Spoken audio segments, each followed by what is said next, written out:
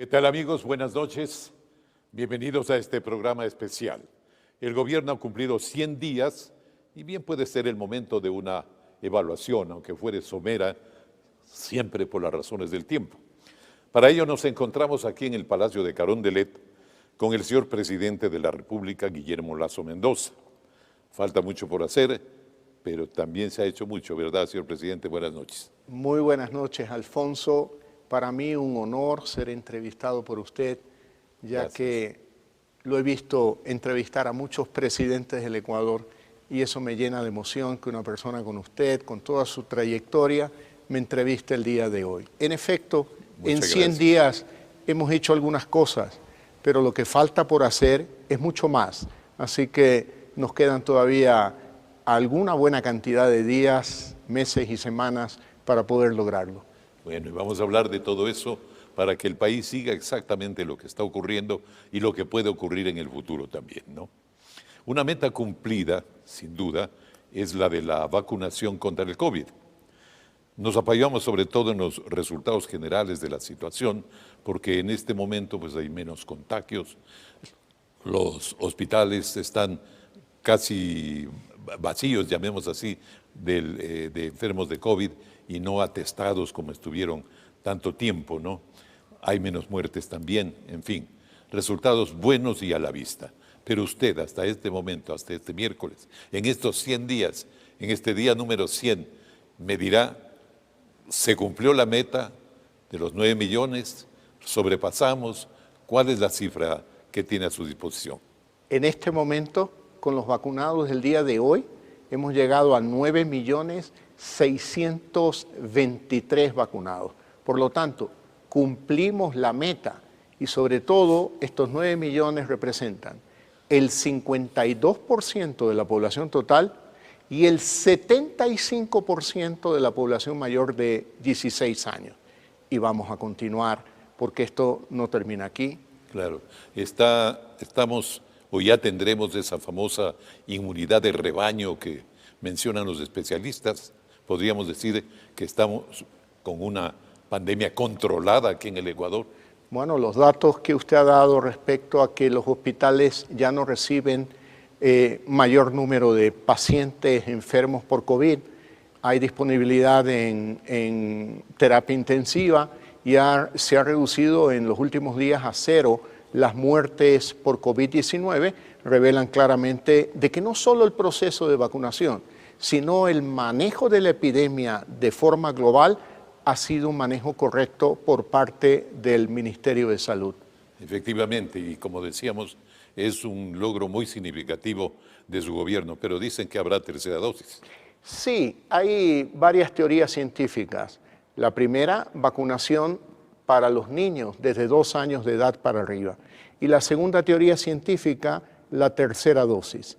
Esperaremos que estas teorías se confirmen por la OMC, Organización Mundial de la Salud, y estaremos listos para enfrentar ese nuevo desafío. Y tendremos vacunas suficientes, supongo. Tenemos vacunas suficientes en este momento. A partir del 13 de septiembre empezamos a vacunar desde los 12 años de edad. Y tenemos vacunas en stock y también vacunas adquiridas por llegar. A propósito, ¿no ha pasado por los planes del gobierno montar aquí un laboratorio que pueda fabricar las vacunas? Y le pregunto esto porque tantos años que conocimos al Instituto Leopoldo Inquieta Pérez haciendo vacunas por décadas, desde hace 80 años y sirviendo a todo el país. Lastimosamente en el gobierno de Correa se cerró ese instituto, pero ahora se busca rehabilitarlo. Tal vez usted estaría de acuerdo con eso para que nos resuelva este problema de la vacunación, no solo contra el COVID, sino contra todo lo que pueda aparecer.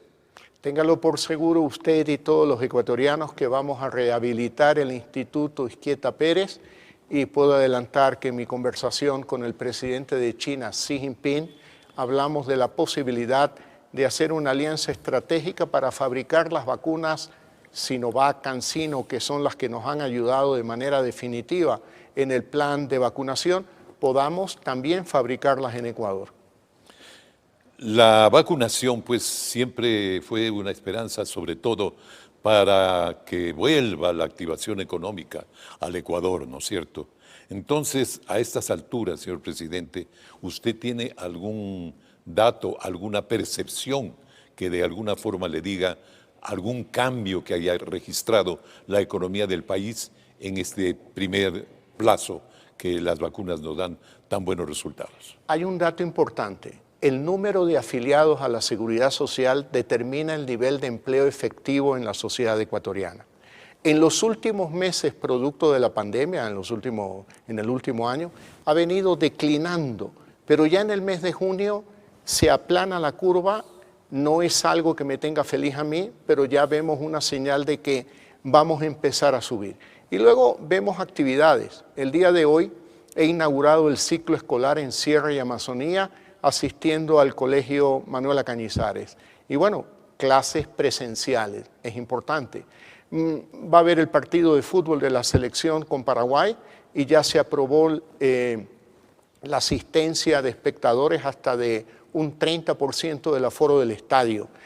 Vamos a dar un paso también para el transporte público a efectos de reactivar el transporte público y que exista ya un aforo cercano al 100%.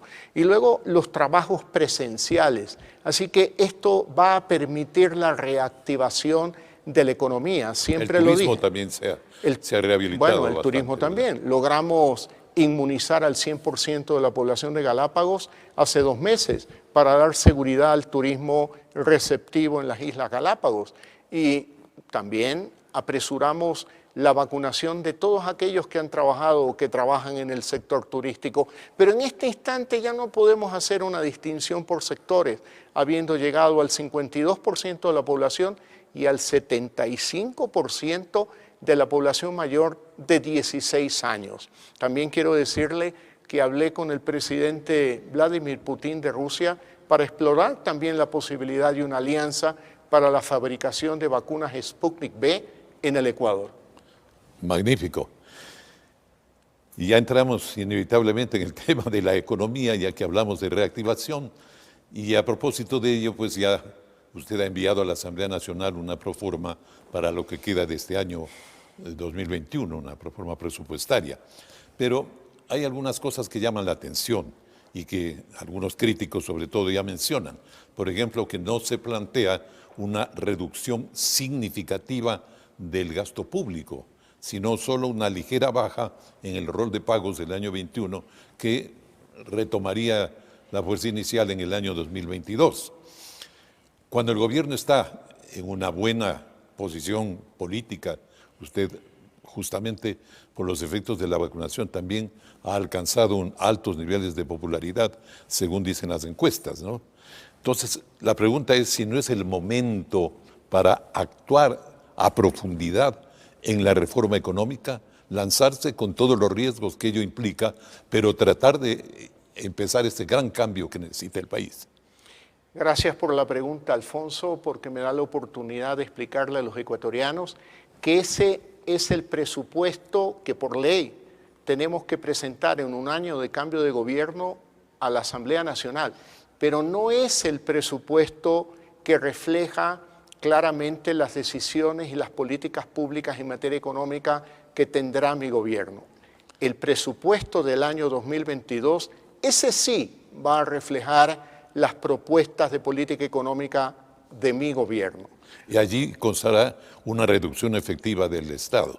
Ahí vamos a tomar decisiones por el lado del ingreso y por el lado del egreso. Por el lado del ingreso, por ejemplo, ya tenemos una meta muy concreta: aumentar un 8% la producción petrolera hasta diciembre de este año, lo que significa alrededor de 40.000 barriles diarios de petróleo, que a un precio referencial de $50 puede significar ingresos netos al gobierno de $500 millones el próximo año.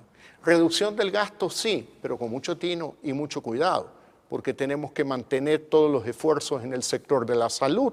En el sector de educación tenemos que rehabilitar mucha infraestructura educativa que ha sido deteriorada por la pandemia y por la falta de asistencia de profesores, por gestores de administración, por los alumnos, etc. Tenemos también un objetivo muy claro: la lucha contra la desnutrición crónica infantil. va a demandar recursos también. Por lo tanto, por el lado del gasto, vamos a hacer una especie de labor de cirugía láser para reducir los gastos que no afecten estos objetivos fundamentales de la salud, la educación, la seguridad, la lucha contra la desnutrición, lucha contra el hambre, porque obviamente el Estado no puede ausentarse de las necesidades que los ciudadanos tienen en este momento. Muy bien. ¿No teme usted de alguna manera? La gente siempre quiere soluciones rápidas, ¿no es cierto?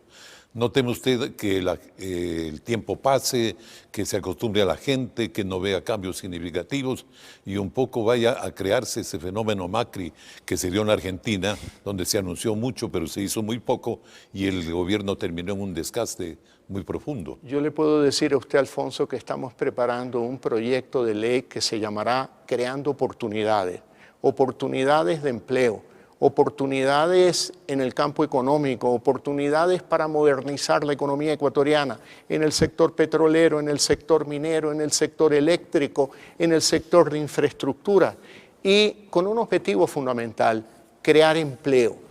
Alfonso, yo no me he olvidado de aquellas mujeres ecuatorianas que conocí a lo largo de 12 años de campaña, mujeres abandonadas por sus esposos, madres solteras a cargo de 1, de 2, de 3 hijos, viviendo con $1 al día. Y son una gran mayoría de ciudadanas ecuatorianas. Dedicadas a ellas irá la reforma laboral en este gran proyecto de creación de oportunidades. ¿Por qué? Porque fíjese usted, lo he dicho muchas veces, apenas 3 de cada 10 ecuatorianos que forman parte de la población económicamente activa tienen un empleo formal.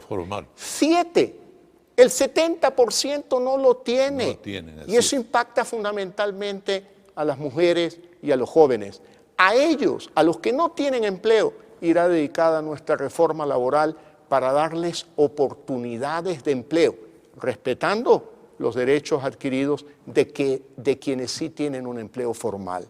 Nadie tocará los derechos adquiridos, pero tenemos que dar un salto a la modernidad para poder dar oportunidades. Nuevas formas de trabajo también. Claro, 5 millones de ecuatorianos, no estamos hablando de 500,000, por lo tanto, ese es un objetivo. Y por otro lado, una ley que modernice sectores que promuevan la inversión, por ejemplo, en petróleo, en minería, en electricidad, en turismo, en agricultura, en infraestructura, para poder movilizar, así como hemos movilizado en 100 días a la sociedad civil ecuatoriana, con el apoyo internacional de Estados Unidos, la China, de España, de Canadá, también queremos promover esa gran movilización de inversión para generar empleo, porque este país tiene salidas, es un país solvente, muy mal administrado en los últimos 14 años, pero ¿tenemos salida? Claro que sí.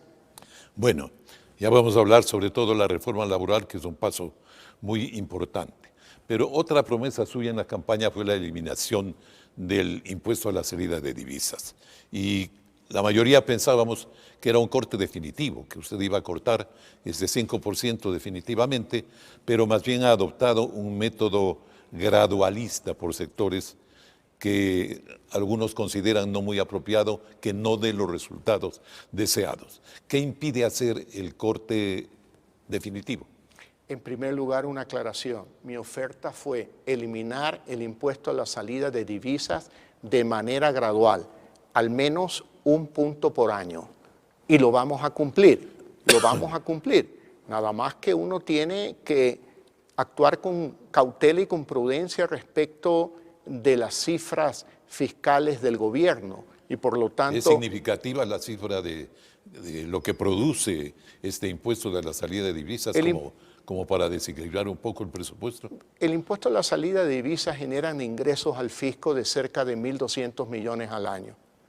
1 punto de este impuesto es más o menos 220 millones de dólares por año.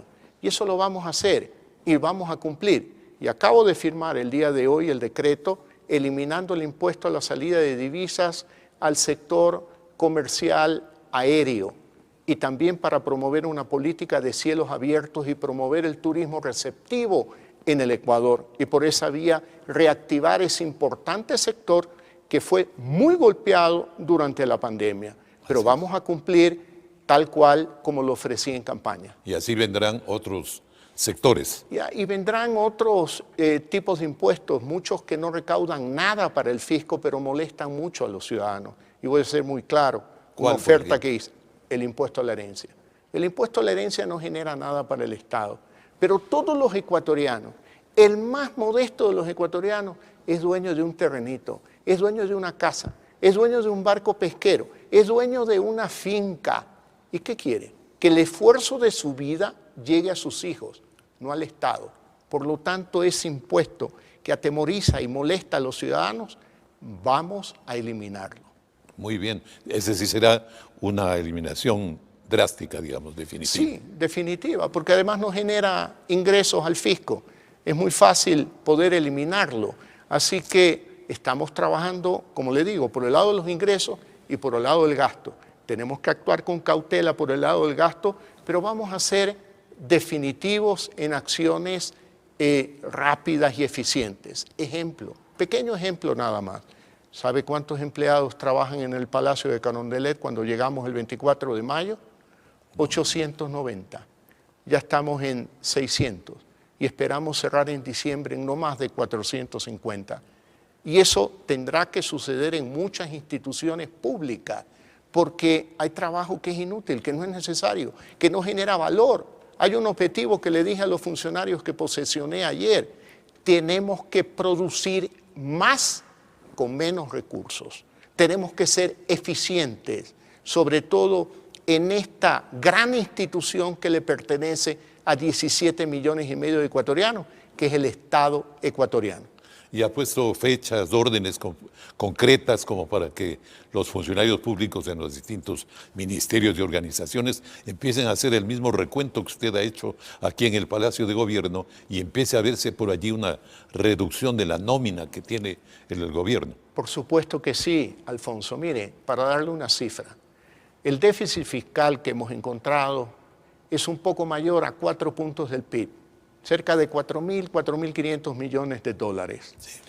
El gobierno central recibe 21,000 millones de dólares por impuestos y por otros ingresos petroleros y tasas y servicios. Y gasta 25,000 y más millones de dólares. Yo creo que 21,000 millones de dólares es una cantidad inmensa de dinero, muy mal administrada en los últimos 14 años, dedicados al despilfarro, dedicados a la corrupción. Acabo de ordenar la venta del avión Legacy, uno de los aviones presidenciales.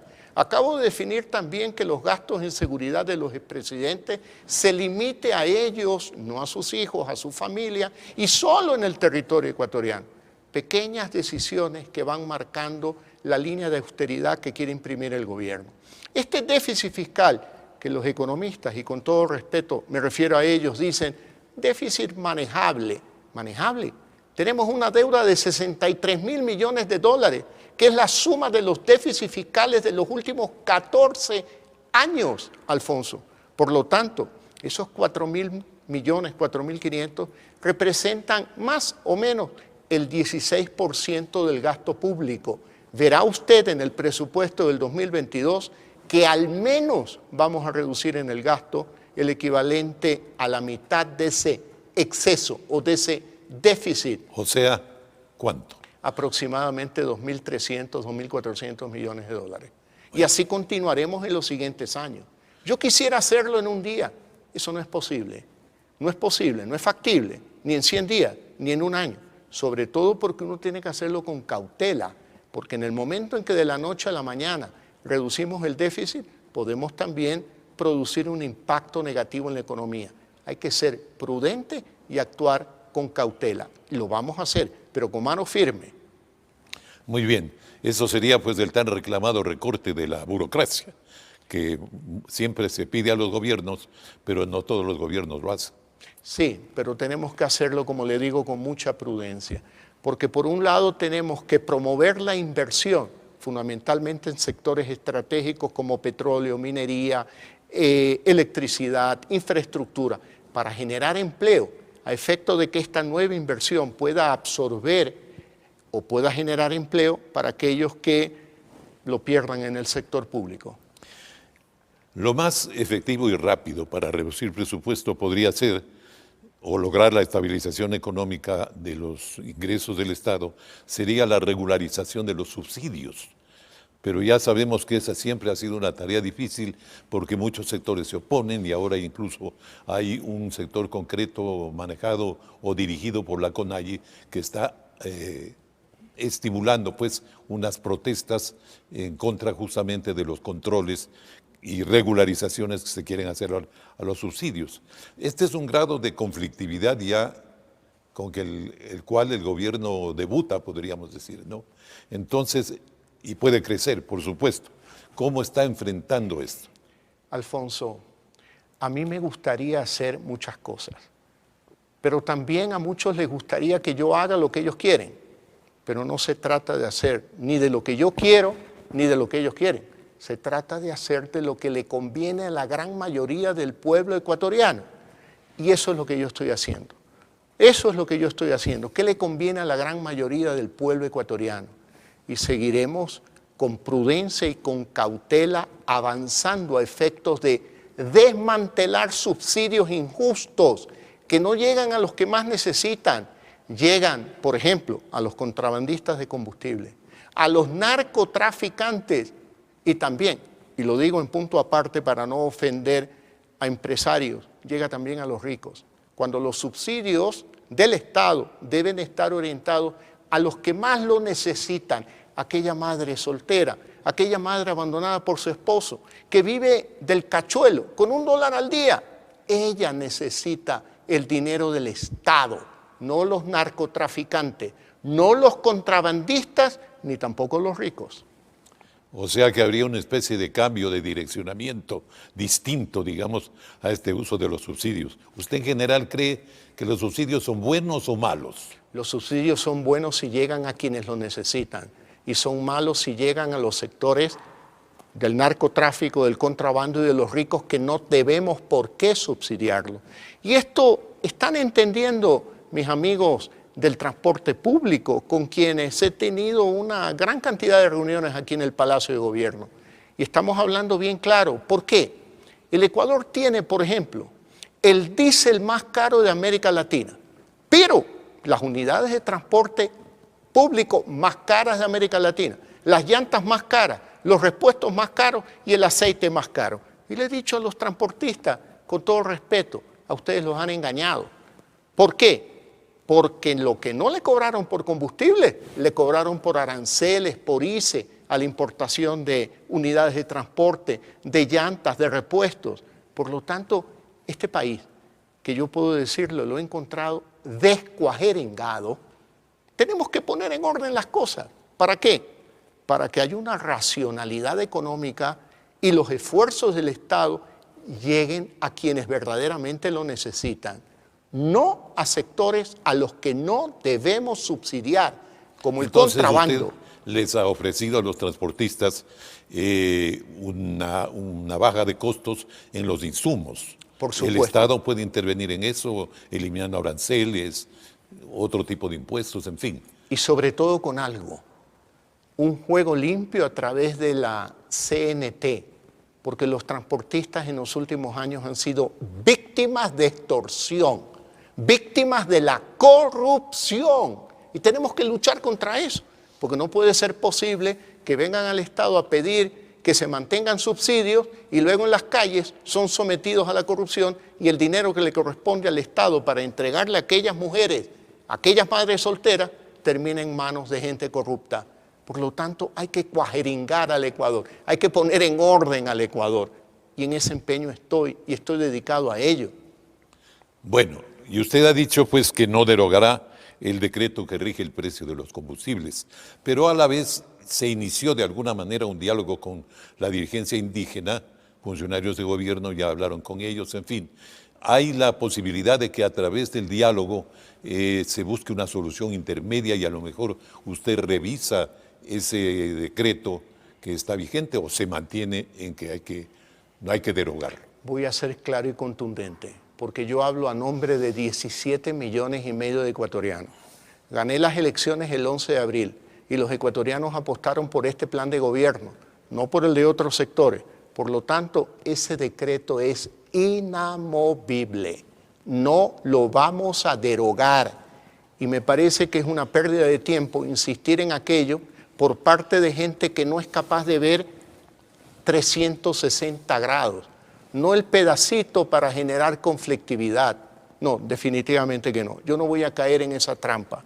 Yo voy a insistir, esos subsidios son para los pobres, no son para los narcotraficantes, no son para los contrabandistas, no son para los ricos, y quienes quieren presionar la derogatoria de aquel decreto, lo único que son es funcionales a los contrabandistas, a los narcotraficantes y a los ricos que no deben recibir ese subsidio.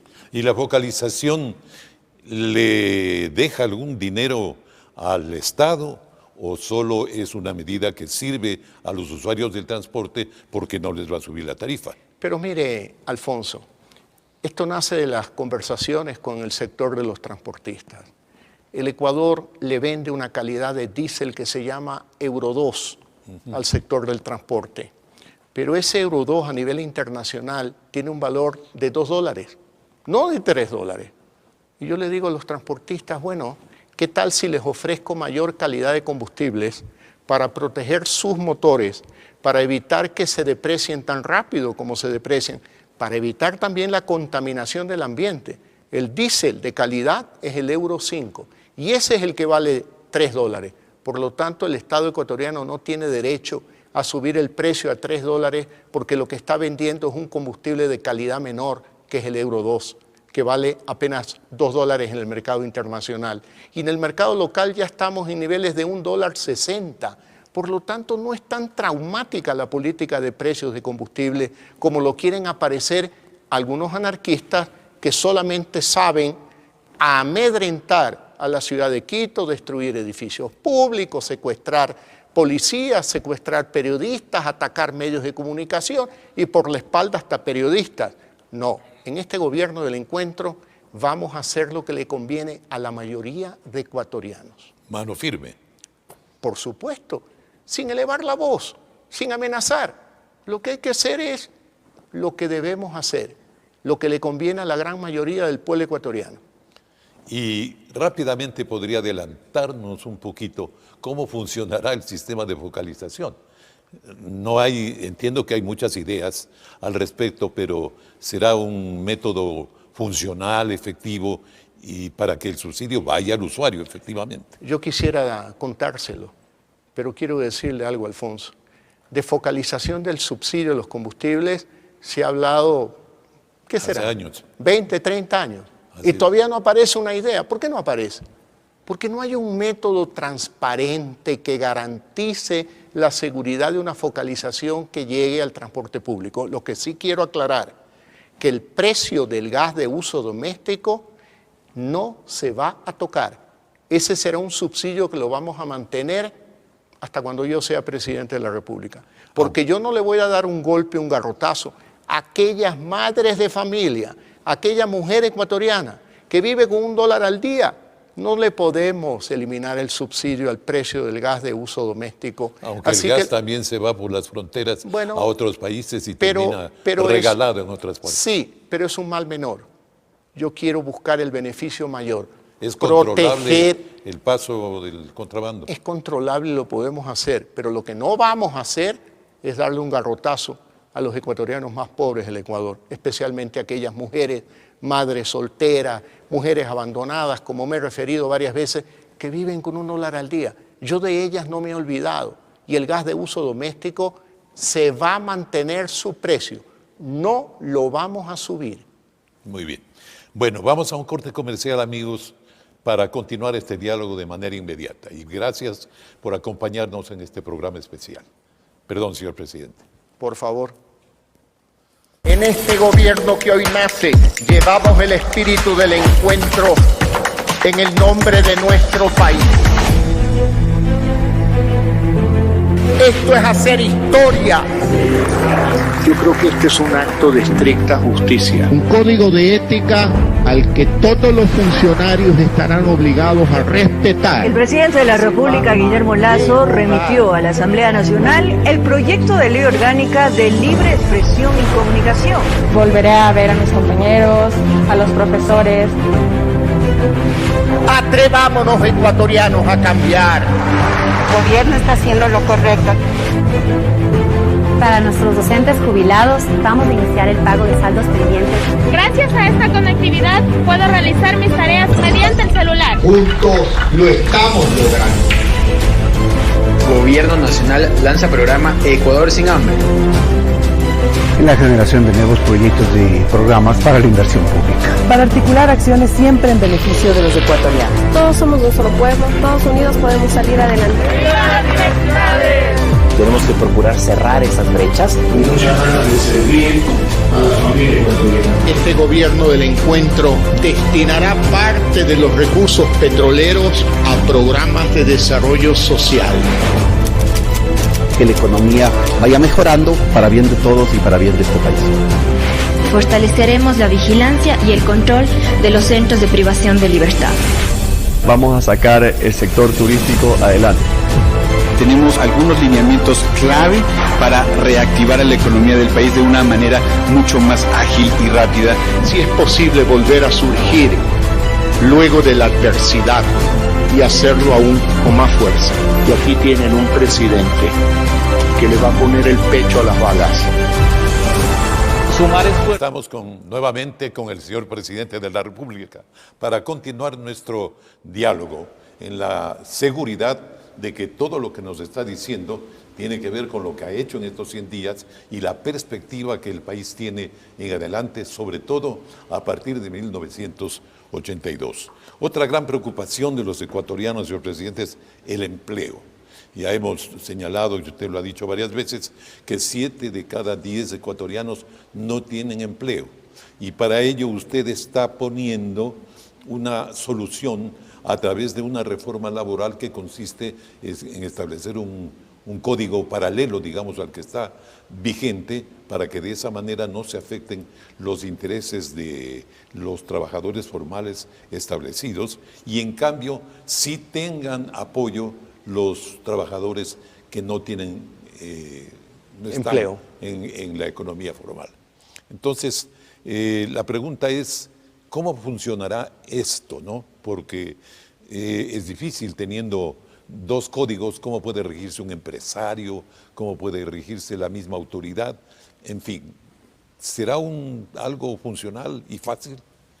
Yo creo que es funcional, que es fácil y que es justo. ¿Por qué? Porque el trabajador que ya tiene un empleo formal estará protegido por el antiguo Código del Trabajo, que no se lo va a tocar. Y el nuevo código, que es un código moderno que promueve el empleo, que flexibilice la contratación laboral, tendrá también medidas para evitar cualquier, zapada de pasar del uno al otro. Tendremos mucho cuidado. Pero más allá del código, lo importante es promover la inversión generadora de empleo. Y esa inversión mayoritariamente vendrá del sector estratégico, como lo he dicho, sectores estratégicos como petróleo, minería, electricidad, infraestructura. Y claro, yo concibo la economía como un avión que tiene 2 motores.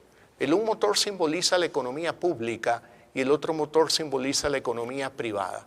Estos 2 motores deben de rugir para que este avión vuele a la mayor altura posible, con crecimientos económicos que permitan la generación de empleo. Porque un país creciendo al 1%, al 2%, no es un país que tiene viabilidad en el futuro en términos de solución a los problemas sociales. Tenemos que apuntar a crecimientos mayores al 5%.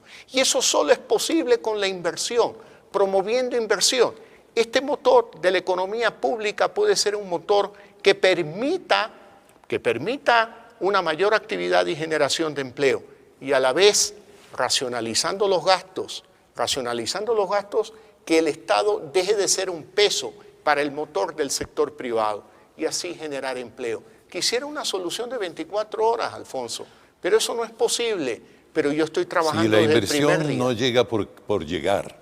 No. Seguramente están esperando los inversionistas los primeros resultados mayores, llamemos, de la reforma económica para poder pues decidirse a invertir más en el país y de esa manera crear más empleo. Yo le voy a contar a usted actividades que vengo realizando.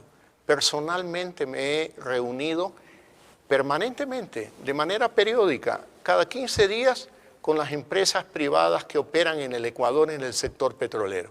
Y también me he reunido con las empresas mineras que operan en el Ecuador en el sector minero, transmitiendo seguridad, transmitiendo transparencia y definiendo claramente objetivos. Ejemplo, 1, duplicar la producción petrolera en los próximos 4 o 5 años.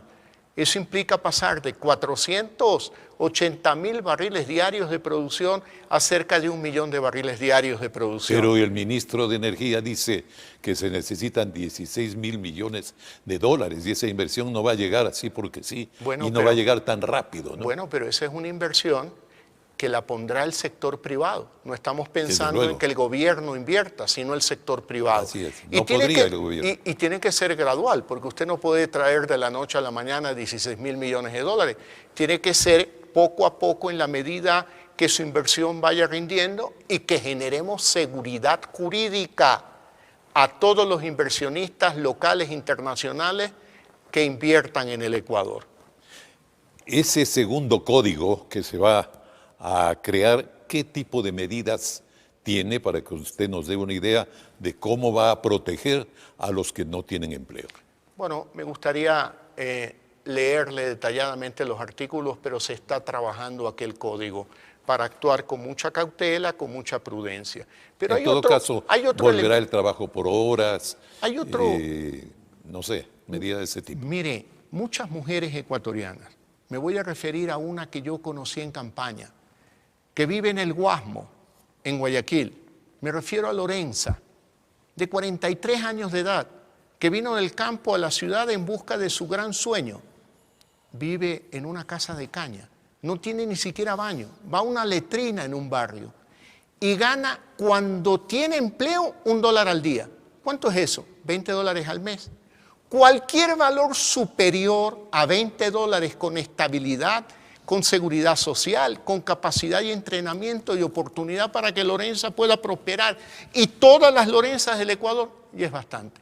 Tenemos que dar un salto a la modernidad, romper los complejos, los atavismos de estos políticos que en los últimos años han dicho defender a la clase trabajadora. ¿Y qué han producido?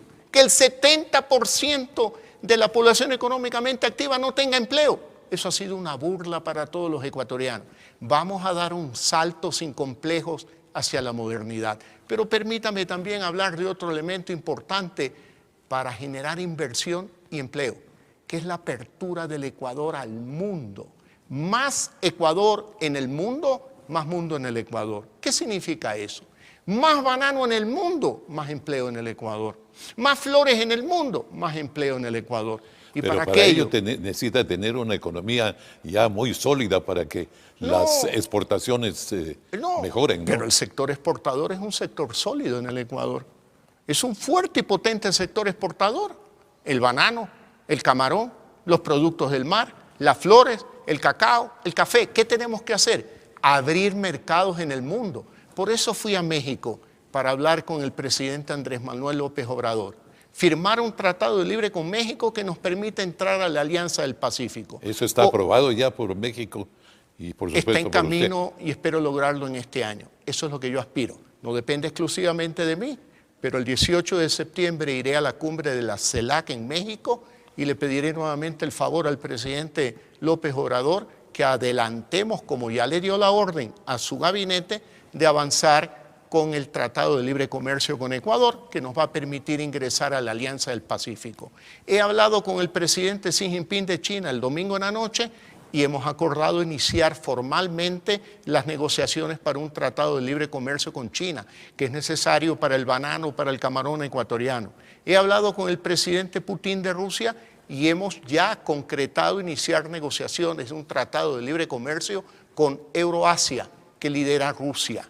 Y también he planteado a los senadores de los Estados Unidos, demócratas, republicanos, que me han visitado, la necesidad de un tratado de libre comercio con Estados Unidos. Porque Ecuador es el único país de la cuenca del Pacífico que no tiene un acuerdo de libre comercio con Estados Unidos. ¿Por culpa de quién? De los últimos 14 años. Por atavismos ideológicos, por complejos. Del imperio, yo no quiero. Pero si al imperio le podemos vender más banano, más cacao, más café, es la oportunidad de generar empleo. Por lo tanto, tenemos que modernizar al país. ¿Eso es posible? Y yo estoy adelantando gestiones.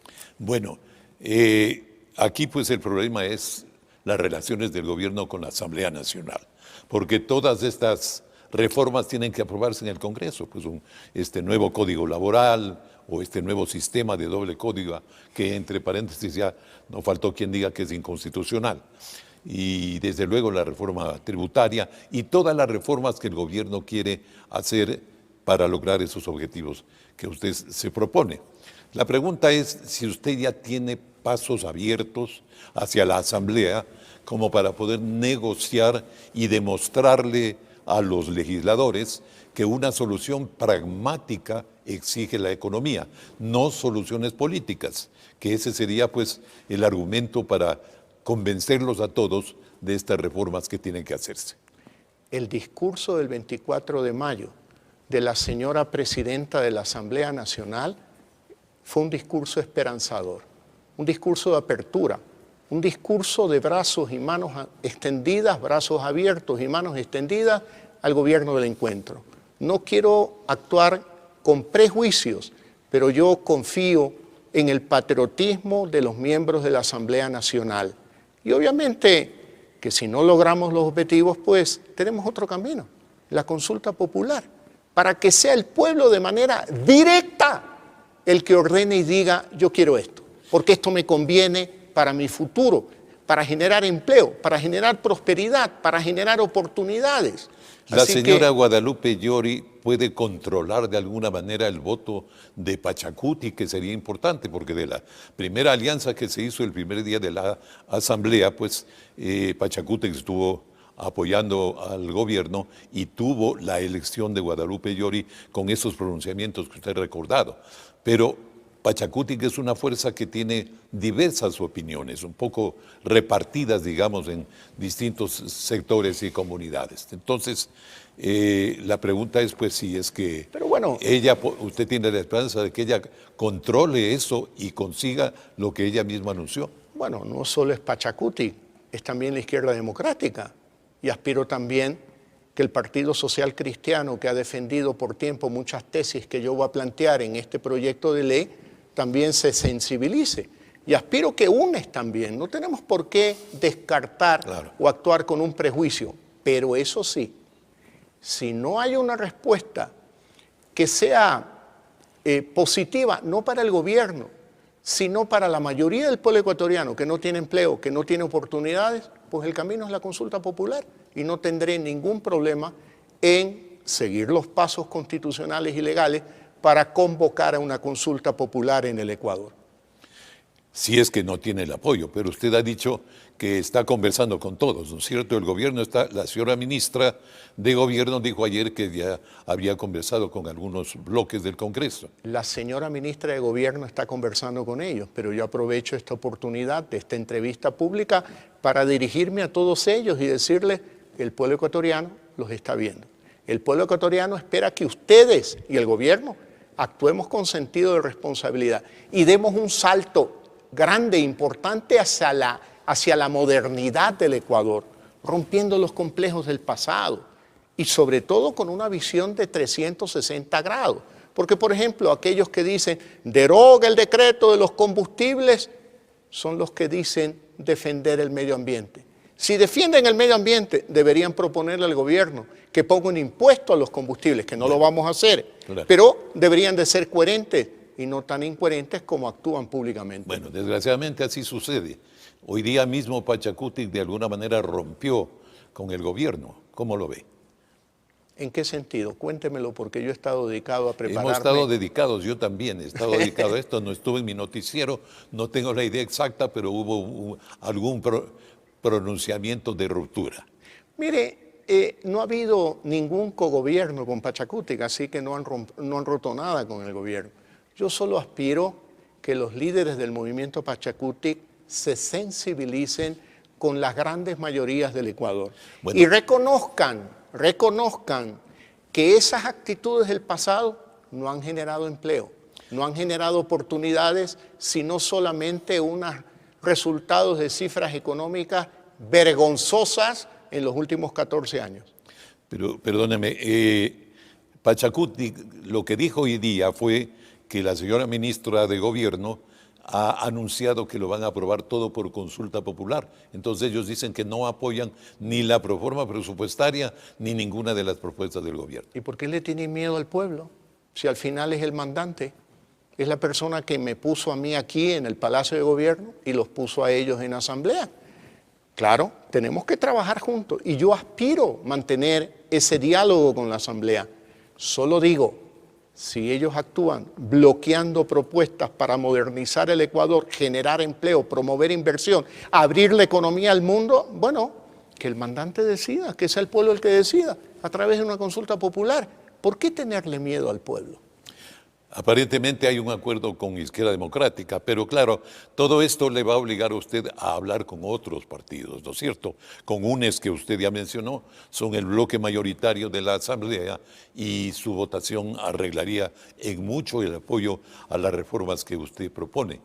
Pero claro, hay una diferencia ideológica, están como en las antípodas, el movimiento Creo, el gobierno y desde luego el UNES, ¿no? El correísmo. Pero vea usted, ¿es posible desideologizar las conversaciones como para llegar a esa visión pragmática que usted tiene? Pero le pongo un ejemplo reciente. Hemos logrado la vacunación de 9 millones de ecuatorianos en 100 días.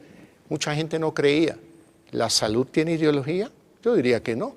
¿Con quién tuve que hablar? Con la China, con Rusia, con los Estados Unidos, con España, con Canadá.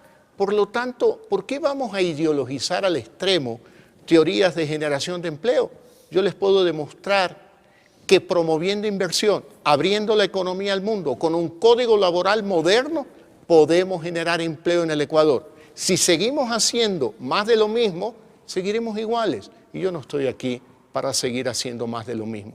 Yo estoy aquí para producir el cambio que esperan los ciudadanos ecuatorianos, que espera un joven ecuatoriano de un tema que no hemos hablado, la reforma a la Ley de Educación Superior. Sí, pero permítame continuar en este tema de la Asamblea, porque para el país es importante saber si es que se logran acuerdos mínimos, digamos, para poder encaminar ese progreso que usted quiere. Con el Partido Social Cristiano pues hay afinidad ideológica y alguna vez se hubo un acuerdo. Entonces puede resurgir ese acuerdo, ese entendimiento. ¿Usted estaría dispuesto a hablar con Jaime Nebot, por ejemplo, para lograr eso? Yo estoy dispuesto a hablar con cualquier ciudadano del Ecuador y del mundo en beneficio del interés del pueblo ecuatoriano. Y yo aspiro y confío que en el alma de cada uno de los asambleístas existe un espíritu patriótico que ponga a un lado estos condicionamientos ideológicos o prejuicios personales para poder lograr el interés de aquella mayoría de ecuatorianos, más de 5 millones de ecuatorianos, la mayoría mujeres y jóvenes que no tienen empleo, son ellos los que exigen.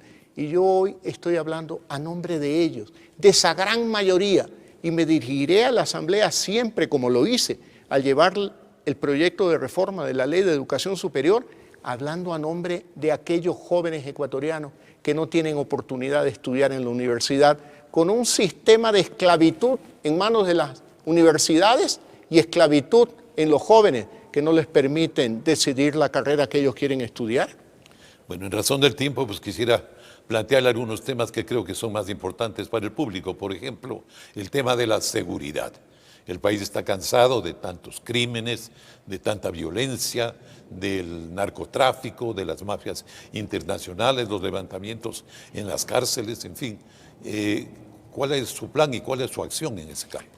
Yo comencé tocando este tema, como me comprometí con los ecuatorianos, desde las 9 de la noche del mismo 24 de mayo en que recibí el poder. me reuní con el Consejo de Seguridad Nacional y tomé decisiones desde ese instante que ahora son públicas. Alfonso, ¿cómo puede ser posible que no existan radares en el 100% del territorio nacional? Se deje la provincia de Manabí y la de Santa Elena a la suerte de todas las bandas de mafias de delitos transnacionales. ¿Qué decisión hemos tomado? Y que ya estamos ejecutando. Una inversión para tener radares en el 100% del territorio nacional. Y usted ve, por ejemplo, los motines en las cárceles, que no son sino expresiones de mafias que creen que pueden amedrentar al gobierno y que aprovecho para decirles, no nos van a amedrentar. Ya tenemos un gran director de la SNAE, que es el coronel Fausto Cobo, coronel en servicio pasivo, y con él se ha elaborado un plan de inversión de más de 80 millones de dólares para tener una seguridad mínima en las cárceles, para que el Estado no pierda control en las cárceles. Y terminemos con esta historia de 14 años, donde ha habido contemplación con las mafias, contemplación con los líderes del delito. Nosotros no vamos a tener contemplación. Aquí está un presidente que va a poner el pecho a las balas para proteger a los 17 millones y medio de ecuatorianos en materia de seguridad. Esperemos que así sea, porque ciertamente esto es algo que nos preocupa. Bueno, a todos, está haciendo, ¿no? El auge que hemos visto de esto. Ya usted está viendo lo que estamos trabajando con las Fuerzas Armadas en el Cerro de Montecristi. ¿Cómo no? Donde se intervienen apenas 2,5 hectáreas.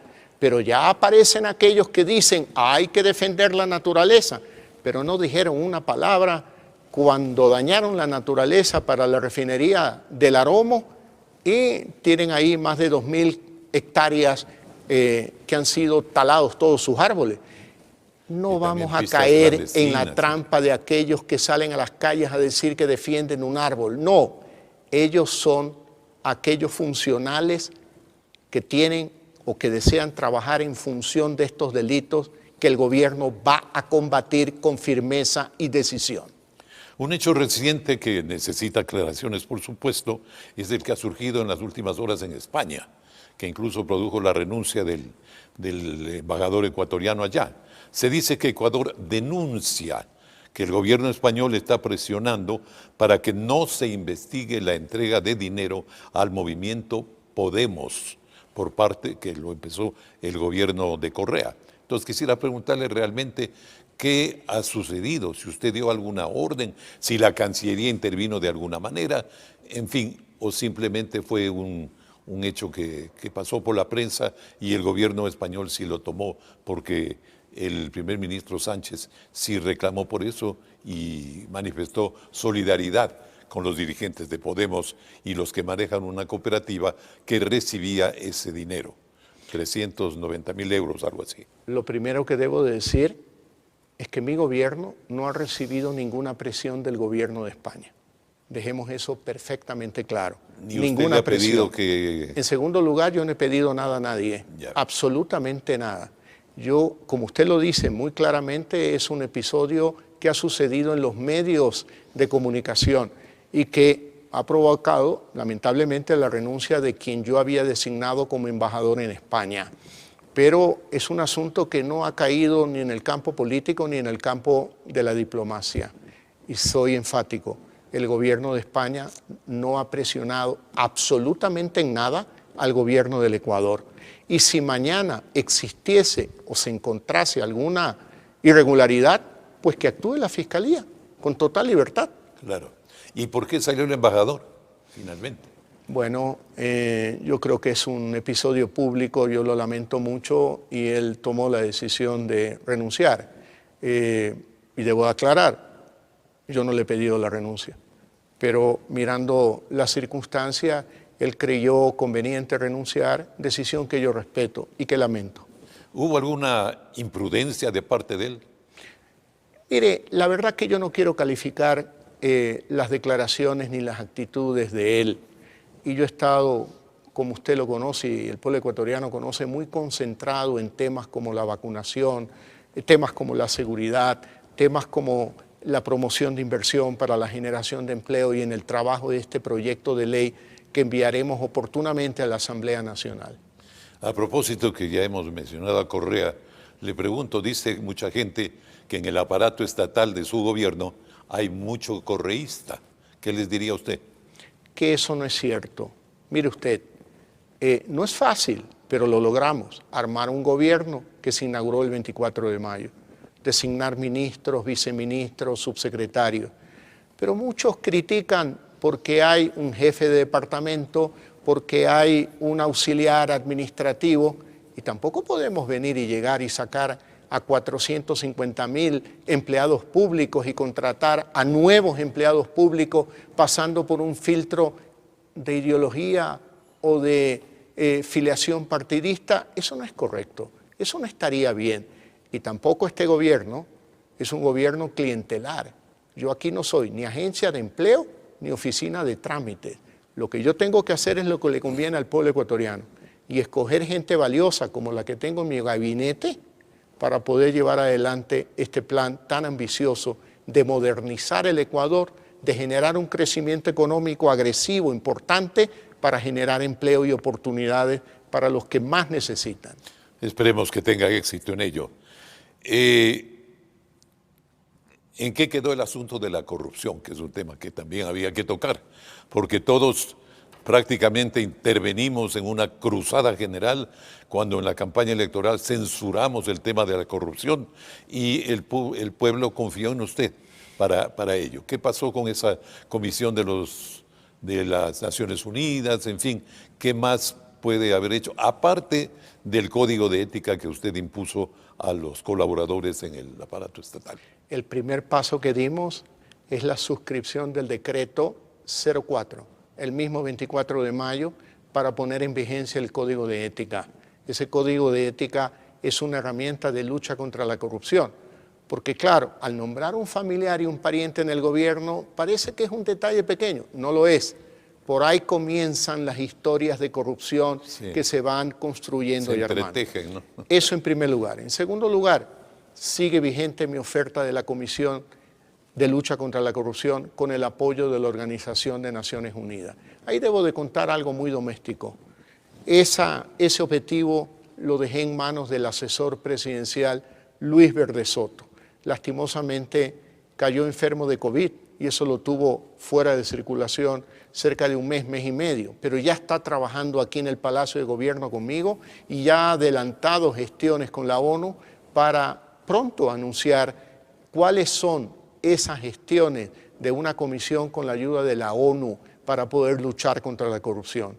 Pero también nuestro gobierno ha demostrado respaldo a la institucionalidad de la Fiscalía, de la Contraloría, de la Corte Nacional de Justicia, porque la lucha contra la corrupción también depende de estas otras instituciones para poder producir los efectos que todos los ecuatorianos deseamos. ¿Y cómo ve usted el proceso de elección del nuevo Contralor del Estado por parte del Consejo de Participación Ciudadana? ¿Tiene confianza en eso? Porque eso es importante para el control de la corrupción a futuro. No es cuestión de confiar o no confiar, es cuestión de tener ojo al parche, darle seguimiento a todo el proceso para que no nos hagan trampa, no a mí, a los ciudadanos ecuatorianos, y sea un proceso de selección limpio. Y yo invito a todos los ciudadanos ecuatorianos que hagan lo mismo que hace el gobierno. Démosles un seguimiento a todos los detalles, con un sentido crítico para ver si verdaderamente quieren escoger un contralor que defienda el bien común o quieren escoger un contralor que defienda el interés de los políticos. Sí. Es una gran prueba para el nuevo Ecuador que queremos tener, porque por supuesto que esto de la corrupción nos ha hecho mucho daño. Ojalá que muchos buenos ecuatorianos se animen a participar en el concurso, no dejen las sillas vacías, no dejen que los políticos se apoderen de las instituciones como la Contraloría para luchar contra la corrupción. Es un paso delicado e importante, por eso hay que estar vigilante. Muy bien, señor presidente, el tiempo se nos fue, qué rápido, ¿verdad? Así es. No, la verdad que en la televisión es difícil controlar eso, ¿no? Y quisiera seguir hablando, tengo muchos temas que se me quedan, por supuesto. Le tengo que agradecer por su buena voluntad de concedernos esta entrevista que espero sea o haya sido muy útil para el público que nos ha visto, estoy seguro que sí.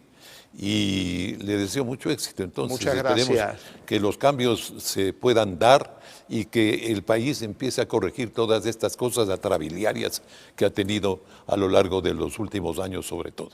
Mire usted, Alfonso, en apenas 100 días, todos juntos, hemos logrado tanto.